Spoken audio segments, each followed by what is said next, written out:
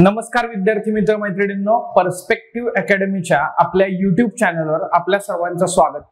विद्यार्थी मित्र मैत्रिणींनो, एमपीएससीच्या नव्या डिस्क्रिप्टिव्ह पॅटर्न नुसार जेव्हा तुम्ही करंट अफेअर्सचे इनपुट देण्याचा प्रयत्न करता तर त्या करंट अफेअर्सच्या बाबतीमध्ये वेगवेगळ्या गव्हर्नमेंट स्कीम्स आणि खास करून नव्यानं लॉन्च झालेल्या गव्हर्नमेंट स्कीम्स आणि त्यामध्ये असलेल्या तरतुदी किंवा त्याची असलेली वैशिष्ट्ये याचा उपयोग आपल्याला एखाद्या प्रश्नाचं उत्तर लेखन करत असताना व्हॅल्यू एडिशन साठी करता येऊ शकतो, किंवा एखादा प्रॉब्लेम आहे त्याच्या सोल्युशनच्या स्वरूपात एक धोरणाचा भाग म्हणून त्या धोरणाला मूर्त स्वरूप देण्याचं काम एखादी गव्हर्नमेंट स्कीम, पर्टिक्युलरली ती गव्हर्नमेंट स्कीम ज्या टार्गेट ऑडियन्स साठी किंवा टार्गेट ग्रुप साठी बनवण्यात आलेली आहे किंवा त्याच्या अंतर्गत ज्या तरतुदी करण्यात आलेल्या आहेत तर त्यानुसार त्या लाभार्थ्यांना लाभ पोहोचवण्याचं काम ही गव्हर्नमेंट स्कीम करत असते. सो आजच्या या व्हिडिओ लेक्चरच्या माध्यमातून आपण एका गव्हर्नमेंट स्कीम वरती चर्चा करणार आहोत, ती म्हणजे प्रधानमंत्री जनमन योजना. आणि मग या स्कीमच्या दृष्टिकोनातून व्हॅल्यू एडिशन साठी आपण कसा वापर करू शकतो किंवा नेमकं या स्कीम मध्ये काय तरतुदी करण्यात आलेल्या आहेत तर त्याही मुद्द्यांवरती आपण चर्चा जी आहे तर ती करणार आहोत. सो पीएम जनमन अभियान याचा जर विचार केला तर पंतप्रधान नरेंद्र मोदी यांनी जनजातीय गौरव दिनानिमित्त 15 नोव्हेंबर 2023 रोजी, म्हणजेच 15 नोव्हेंबरच पर्टिक्युलरली का तर बिरसा मुंडा यांची जयंती ही देशामध्ये जनजातीय गौरव दिन म्हणून साजरी केली जाते. तर त्या दिवशी झारखंड मधून पीएम जनमन आदिवासी न्याय महाअभियानाचा त्या ठिकाणी शुभारंभ केला. ठीक, प्रधानमंत्री पीव्हीटीजी डेव्हलपमेंट मिशन असं देखील त्याला या ठिकाणी संबोधलं जाते. आता इथं जेव्हा आदिवासी न्याय महाअभियान असा उल्लेख केला जातोय तेव्हा एका बाजूला तुम्ही हे अभियान व्हॅल्यू एडिशनच्या स्वरूपात पण बघू शकता, दुसऱ्या बाजूला आपण जसं म्हणतो की वेगवेगळ्या प्रकारे इन्क्लुजन जे आहे तर ते झालं पाहिजे किंवा समावेशन जे आहे तर ते झालं पाहिजे. आणि त्या समावेशनाच्या दृष्टिकोनातून लास्ट माइल पर्यंत किंवा गांधीजींनी ज्याला अंत्योदय असं त्या ठिकाणी म्हटलेलं आहे तर त्या व्यक्तीपर्यंत वेगवेगळ्या विकासाची गंगा पोहोचली पाहिजे किंवा वेगवेगळ्या सोयी सुविधा पोहोचल्या पाहिजे, हा देखील याच्यामधला उद्देश आपण लक्षात घेऊ शकतो. आणि त्या अंतर्गत आपल्याला असं लक्षात येईल की आदिवासी प्रवर्गातील वंचित लोकांना रस्ते, दूरसंचार, वीज, सुरक्षित घरं, शुद्ध पिण्याचं पाणी, सुलभ शिक्षण, आरोग्य, पोषण आणि उपजीविकेच्या संधी उपलब्ध करून देणे हा या अभियानाचा मुख्य उद्देश आहे. आणि मला वाटतंय इथंच तुम्हाला लक्षात येईल की हे अभियान जे आहे तर ते पीव्हीटीजी ग्रुप्स जे आहेत, ज्या आदिम आदिवासी जमाती आहेत तर त्या आदिम आदिवासी जमातींसाठी वेगवेगळ्या प्रकारच्या इन्फ्रास्ट्रक्चर फॅसिलिटीज किंवा आपण असं म्हणूयात की त्यांची कनेक्टिव्हिटी जी आहे तर ती वाढवण्याचा प्रयत्न करतायत. त्यांच्यामध्ये क्वालिटी एज्युकेशन जे आहे तर ते इम्पार्ट करणं आणि त्या शिक्षणाचं सुलभीकरण करणं याचा प्रयत्न त्या ठिकाणी करतायत.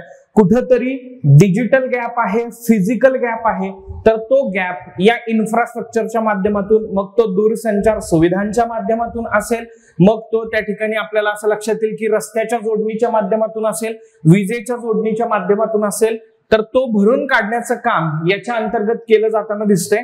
आणि इक्वली आपल्याला दिसेल की याच्या आधी देखील एक अभियान लॉन्च करण्यात आलेलं होतं, सिकल सेल अॅनिमिया निर्मूलन कार्यक्रम. भारताची जर का परिस्थिती बघितली तर जगाच्या एकूण सिकल सेल अॅनिमिया रुग्णांपैकी 50% रुग्ण जवळपास भारतामध्ये सापडतात आणि त्यात देखील आदिवासी समाजामध्ये या रुग्णांचं प्रमाण हे जास्त आहे.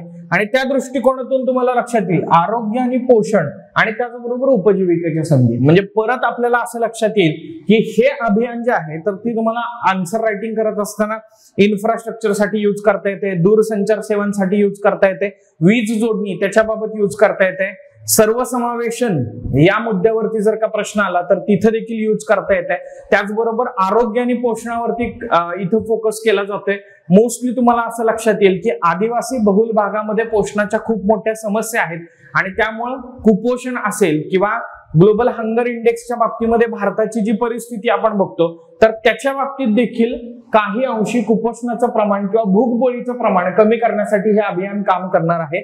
सो या सगळ्या दृष्टिकोनातून एक आदिम आदिवासी जमातींसाठी एक इंटिग्रेटेड अप्रोच ठेवून हे अभियान जे आहे तर ते चालू करण्यात आलेलं आहे. बघा, प्रधानमंत्री जनमन प्रधानमंत्री जनजातीय आदिवासी न्याय महाअभियान याच्या अंतर्गत जवळपास 18 स्टेट्स आणि 1 केंद्रशासित प्रदेश याच्यामध्ये हे अभियान राबवलं जात आहे. 75 PVTG पर्टिक्युलरली व्हल्नरेबल ट्रायबल ग्रुप्स जे आहेत त्या कम्युनिटीज त्या समुदायांसाठी हे अभियान राबवलं जात आहे. 200 डिस्ट्रिक्ट्स या अभियानामध्ये टार्गेट आहे. अर्थातच हा मेन्स पॉइंट ऑफ व्ह्यू नाही, हा प्रिलिम पॉइंट ऑफ व्ह्यू महत्वाचा मुद्दा आहे. पण आपण अभ्यास करत असताना दोन्ही गोष्टी लक्षात या ठिकाणी ठेवायच्या आहेत. त्याचबरोबर जर आपण बघितलं तर कन्व्हर्जन्स विथ 9 मिनिस्ट्रीज हा मुद्दा सर्वात महत्वाचा आहे की मल्टिपल उद्देशानं मल्टिपल मिनिस्ट्रीजनी काम करण्यापेक्षाही त्या मिनिस्ट्रीजचं जर का कन्व्हर्जन्स त्या ठिकाणी झालं तर बेनिफिशियरीला राईटली टार्गेट करता येऊ शकेल, कमी अलोकेशन मध्ये त्याला टार्गेट करता येऊ शकेल आणि एकाच उद्देशानं वेगवेगळ्या मिनिस्ट्रीनं काम करण्यापेक्षा सगळ्यांनी एकत्र येऊन काम केलं तर अजून चांगल्या प्रकारे जे आपल्याला लक्ष्य साध्य करायचं आहे तर ते साध्य होऊ शकेल.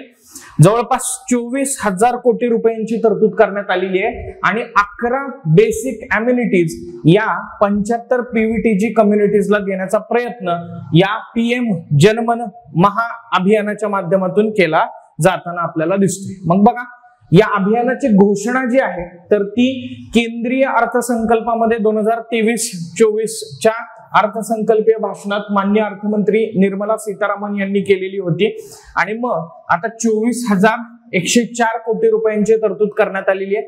त्यामध्ये केंद्र सरकारचा वाटा हा 15,336 कोटी तर राज्य सरकारचा वाटा जो आहे तर तो 8,768 कोटी रुपये इतका असणार आहे.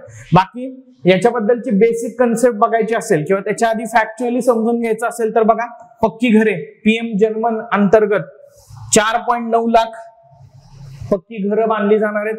त्याच्यामध्ये प्रति घर 2.39 लाख रुपये इतकी सबसिडी त्याच्या अंतर्गत देण्यात येणार आहे. वसतिगृहांची त्या ठिकाणी बांधणी करण्यात येणार आहे. जेव्हा आपण वसतिगृह बघतोय तेव्हा आपण असं म्हणूया की इथं कुठेतरी एज्युकेशन वरती फोकस केला जाताना दिसतोय. 500 वसतिगृह प्रत्येक युनिटला जवळपास 2.75 कोटी रुपये इतका अनुदान या वसतिगृहांना दिलं जाणार आहे. अंगणवाडी केंद्र बघा, अंगणवाडी केंद्र इथं पोषणाच्या दृष्टिकोनातून पण प्रयत्न केले जात आहेत. 2,500 अंगणवाडी केंद्रांची निर्मिती, 3,000 गावांमध्ये मोबाईल टॉवर आणि 8,000 किलोमीटरची रस्ते जोडणी. सो रस्ते जोडणी जर का झाली तर कदाचित शेतमाल जो आहे तर तो तालुक्याच्या किंवा जिल्ह्याच्या ठिकाणी लवकर पोहोचू शकेल. आरोग्य सुविधांची ऍक्सेसिबिलिटी जी आहे तर ती त्या माध्यमातून वाढणार आहे. मोबाईल टॉवर जर का बसवले किंवा आपण असं म्हटलं की टेलिडेन्सिटी दिवसेंदिवस वाढतच जाताना दिसतीये. 10 वर्षापूर्वी काय परिस्थिती होती बघा आणि आज काय परिस्थिती होती बघा. सो ती वाढल्यामुळं अधिकाधिक इन्क्लुजन जे आहे तर ते शक्य झालेलं आहे. कारण आज आपल्याला असं लक्षात येईल इंटरनेटमुळं जग हे फार जवळ आलेलं आहे. वेगवेगळ्या गोष्टींची आपण असं म्हणूयात की ऍक्सेस टू इन्फॉर्मेशन जो आहे तर तो सुलभ झालेला आहे. वेगवेगळ्या गव्हर्नमेंट स्कीमची माहिती त्यांना मिळू शकते. त्याचबरोबर ऑनलाईन स्वरूपात वेगवेगळ्या ठिकाणी अर्ज केल्यानंतर उपजीविकेची संधी असतील किंवा त्यांच्यासाठी असलेल्या सबसिडी असतील तर ते देखील या माध्यमातून साध्य त्या ठिकाणी होऊ शकतं. मग याच्या बॅकग्राऊंड मध्ये जायचं झालं तर बघा 1973 ला ढेबर आयोगानं आदिम आदिवासी गटांसाठी एक स्वतंत्र श्रेणी त्या ठिकाणी स्थापन केलेली होती आणि त्याच्यानंतर 2006 मध्ये या गटांना PVTG किंवा पर्टिक्युलरली व्हल्नरेबल ट्रायबल ग्रुप्स असं त्या ठिकाणी नाव देण्यात आलेलं होतं.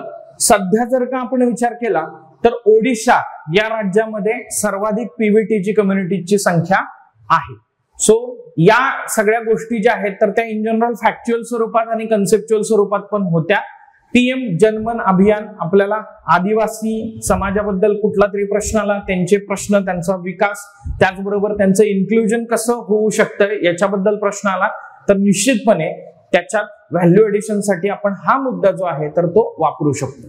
विद्यार्थी मित्र मैत्रिणींनो, एक गोष्ट लक्षात ठेवण्याचा प्रयत्न करा. इन्फॉर्मेशन तर तुमच्या समोर असते, मग न्यूजपेपर मध्ये असेल किंवा मॅगझिन मध्ये असेल, पण त्या इन्फॉर्मेशनचा क्रिएटिव्हली यूज करता येणं हे सर्वात महत्वाचं आपण असं म्हणूयात की तत्व आहे किंवा या करंट अफेअर्सच्या अभ्यासाची पल्स आहे असं म्हटलं तरी वावगं ठरणार नाही.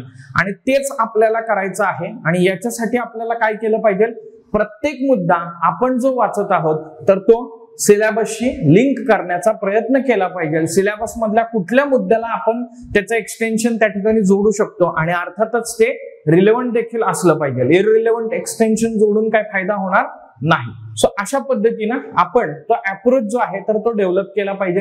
अशा प्रकारचे वेगवेगळ्या आपल्या पर्स्पेक्टिव्ह अकॅडमीच्या व्हिडिओच्या माध्यमातून आपण हा अप्रोच डेव्हलप करण्याचा प्रयत्न करूया आणि करंट अफेअर्सची तयारी एमपीएससीच्या नव्या डिस्क्रिप्टिव्ह पॅटर्न नुसार करूया। भेटूयात पुढच्या व्हिडिओमध्ये अशाच प्रकारच्या कंटेंट ओरिएंटेड इनपुट सह। तोपर्यंत धन्यवाद, जय हिंद, बाय बाय।